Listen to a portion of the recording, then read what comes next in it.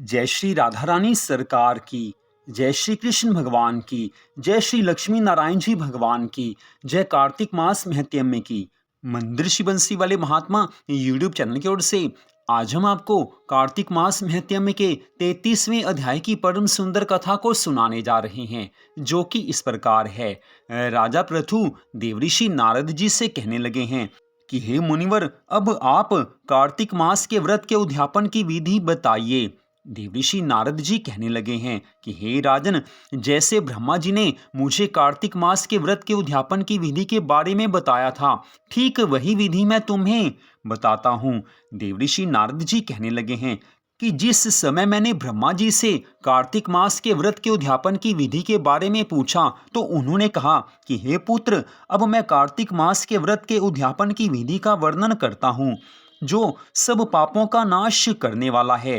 व्रत का पालन करने वाला मनुष्य कार्तिक मास के शुक्ल पक्ष की चतुर्दशी तिथि को व्रत की पूर्ति और भगवान विष्णु की प्रीति के लिए उद्यापन करे। तुलसी जी के ऊपर एक सुंदर मंडप बनवाए, उसे केले के खंभों से संयुक्त करके नाना प्रकार की धातुओं से उसकी विचित्र शोभा बढ़ावें। मंडप के चारों ओर दीपकों की श्रेणी सुंदर ढंग से सजाकर रखें। उस मंडप में सुंदर बंधनवारों से सुशोभित 4 द्वार बनावें और उन्हें फूलों तथा चमड़ से सुसज्जित करें। द्वारों पर पृथक पृथक मिट्टी के द्वारपाल बनाकर उनकी पूजा करें। उनके नाम इस प्रकार हैं: जय, विजय, चंड, प्रचंड, नंद, सुनंद, कुमुद और कुमुदाक्ष। उन्हें चारों दरवाजों पर 2-2 के क्रम से स्थापित कर भक्ति पूर्वक पूजन करें। तुलसी जी की जड़ के समीप 4 रंगों से सुशोभित सर्वतोभद्र मंडल बनावें और उसके ऊपर पूर्ण पात्र तथा पंच रत्न से संयुक्त कलश की स्थापना करें। कलश के ऊपर शंख, चक्र, गदाधारी भगवान विष्णु का पूजन करें। भक्ति पूर्वक उस तिथि में उपवास करें तथा रात्रि में गीत, वाद्य, संकीर्तन आदि मंगलमय आयोजनों के साथ जागरण करें। जो भगवान विष्णु जी के लिए जागरण करते समय भक्ति पूर्वक भगवान के भजन का गान करते हैं, वे सैकड़ों जन्मों की पाप राशि से मुक्त हो जाते हैं। उसके बाद पूर्णिमा तिथि को एक सपत्नीक ब्राह्मण को निमंत्रित करें।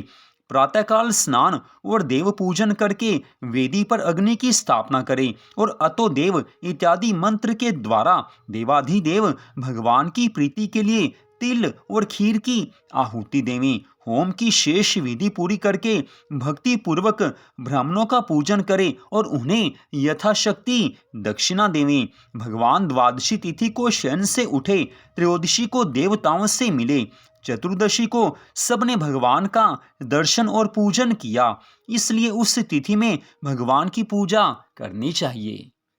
सदगुरुदेव जी की आज्ञा से भगवान विष्णु की स्वर्णमयी प्रतिमा का पूजन करें। इस पूर्णिमा तिथि को पुष्कर तीर्थ की यात्रा श्रेष्ठ मानी गई है। हे पुत्र नारद, कार्तिक मास में इस विधि का पालन करना चाहिए।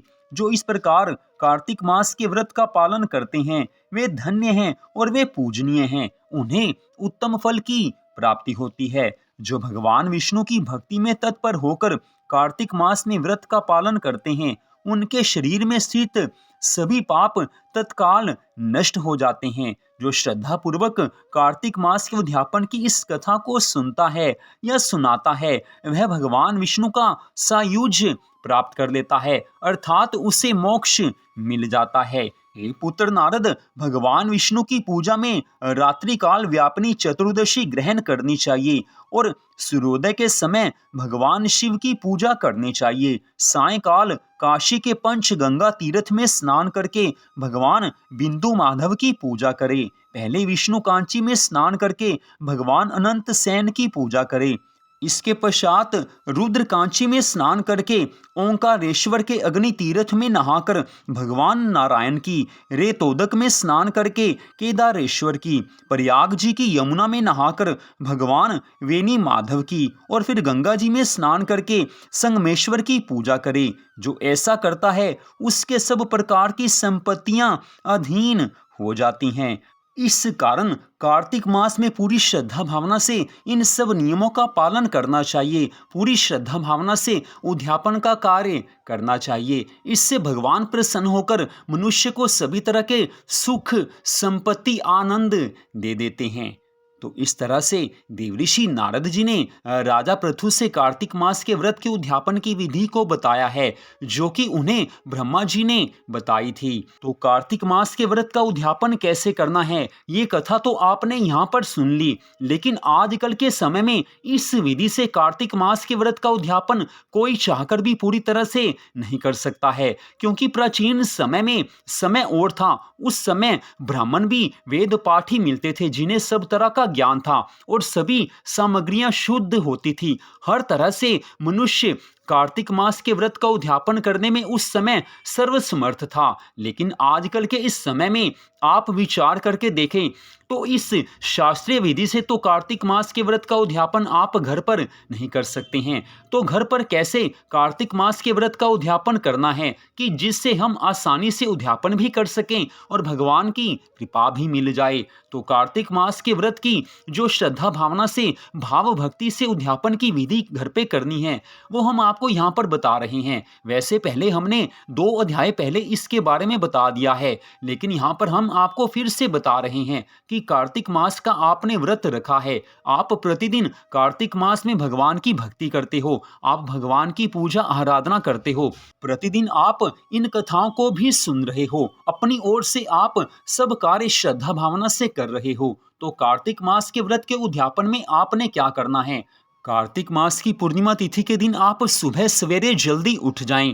कार्तिक मास की पूर्णिमा तिथि 15 नवंबर दिन शुक्रवार को है। सुबह सवेरे जल्दी उठकर आप स्नान करें। स्नान करने के जल में गंगा जल मिलाएंगे तो गंगा स्नान का पुण्य फल मिल जाएगा।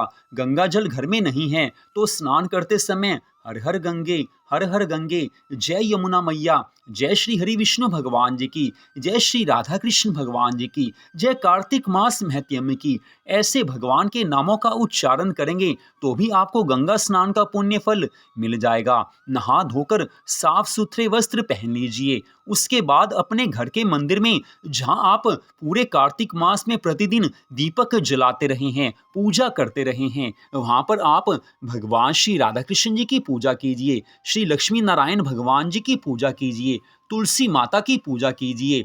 पूजा के पश्चात कार्तिक मास महत्म की कथा को सुनिए। आप चाहें तो श्रीमद् भागवत महापुराण की कथा को पढ़ सकते हैं या सुन सकते हैं, दोनों का बराबर फल बताया गया है। और किसी भी पुराण की कथा को आप पढ़ सकते हैं या सुन सकते हैं, बराबर फल आपको अवश्य मिलेगा।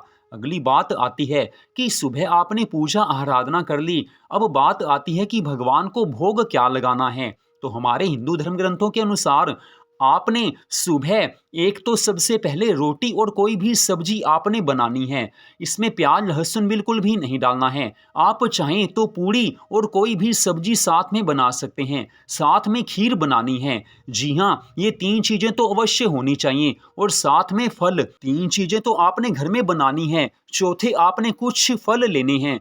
फल 5 भी हो सकते हैं, 7 भी हो सकते हैं, 9 या 11 भी हो सकते हैं, कोई भी फल आप ले सकते हैं। ये सब चीजें आप अपने घर के मंदिर में भगवान जी को भोग लगवाइए। तुलसी पत्र सब वस्तुओं में आपने डालना है। श्रद्धा भावना से आप भगवान को भोग लगा दीजिए। भगवान से प्रार्थना कीजिए कि हे प्रभु, हे श्री राधा कृष्ण भगवान जी, हे श्री लक्ष्मी नारायण भगवान जी, आपकी कृपा से संपूर्ण कार्तिक मास में मेरे से जितना हो सका मैंने आपकी भक्ति करने का प्रयास किया है। जो कमी रह गई हो उसे आप अपनी कृपा से पूर्ण कर देना। आज आपकी कृपा से भाव भक्ति से कार्तिक मास के व्रत का उद्यापन कार्य कर रहा हूँ। इन सभी वस्तुओं का आप भोग लगाइए। सब कुछ प्रभु जी आपका ही दिया हुआ है, आपकी वस्तु आपके अर्पण है। इन सब वस्तुओं का आप भोग लगाइए ताकि इस प्रसाद को हम ग्रहण कर सकें, जिससे कि हमारा जीवन सुखमय बन सके, भक्तिमय बन सके। इस तरह से भगवान से प्रार्थना कीजिए, भगवान को भोग लगाइए। इसके पश्चात आपने ये प्रसाद खा लेना है।